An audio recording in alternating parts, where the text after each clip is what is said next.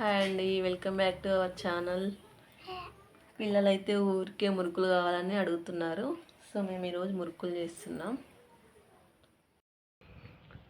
మురుకుల కోసం అయితే వరిపిండిని తీసుకున్నాం. దానిలోకి ఉప్పు, కారం, ధనియాల పొడి, నువ్వులు, జీలకర్ర, పసుపు వేసేసుకున్నాం. ఇప్పుడు దాన్ని అయితే కలుపుకోవాలి. పిండిని వేసుకోనికైతే వాటర్ని అయితే వేడి చేసుకుంటున్నాం. నీళ్ళల్లో అల్లం వెల్లుల్లి పేస్ట్ అయితే వేసుకొని కలుపుకొని ఈ వేడి నీళ్ళని అయితే ఇప్పుడు ఈ పిండిలో పోసేసుకోవాలి.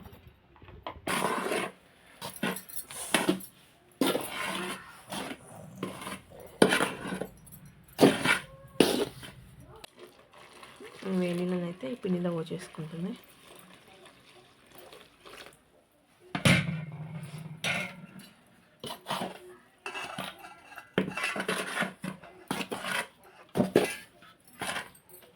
కలుపుకొని తర్వాత చేతితో ముద్ద లెక్క వేసుకోవాలి.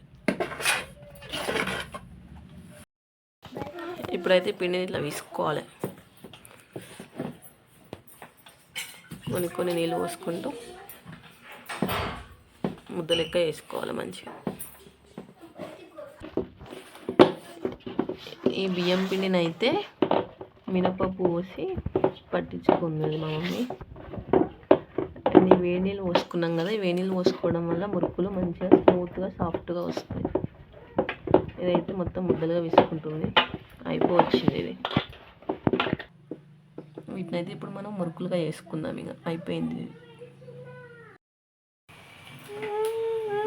ఇట్లా మురుకుల పావులు పెట్టుకోవాలి పిండిని.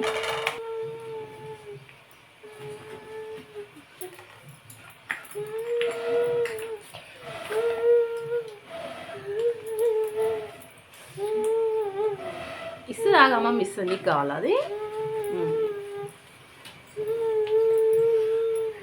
మురుకులు వస్తుంది.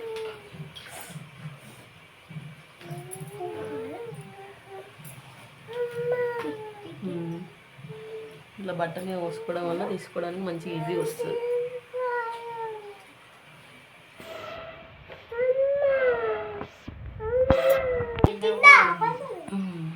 ఇట్లా పోసుకోవాలండి.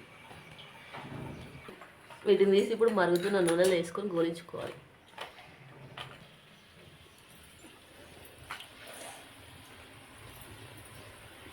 కట్టెల పొయ్యి మీద చేస్తారు మంచిగా. ఇప్పుడు వీటిని వేసుకొని గోలించుకోవాలి మంచిగా. ఇవైతే గోలినాయి. ఇప్పుడు తీస్తున్నాం.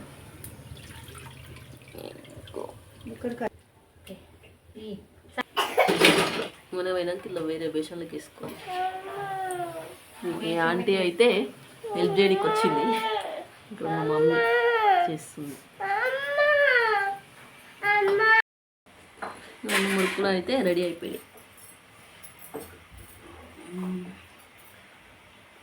వీటిని అయితే మంచిగా ఛాయలు వేసుకొని తింటే బాగుంటుంది. మా ఇంట్లో అయితే అందరికి చాలా ఇష్టం ఇవి. మీరు ఎంతమంది వీటిని ఛాయ్తో తింటారు కామెంట్ చేయండి. మేమైతే వీటిని మురుకులని పిలుస్తాం. మీరు ఇంకేమైనా పిలిస్తే అది కూడా చెప్పచ్చు. పిల్లలు ఆల్రెడీ తింటారు. బాగుందా? ఓకే. ఈ వీడియో మీకు నచ్చినట్లయితే లైక్ చేయండి, షేర్ చేయండి, సబ్స్క్రైబ్ చేసుకోండి.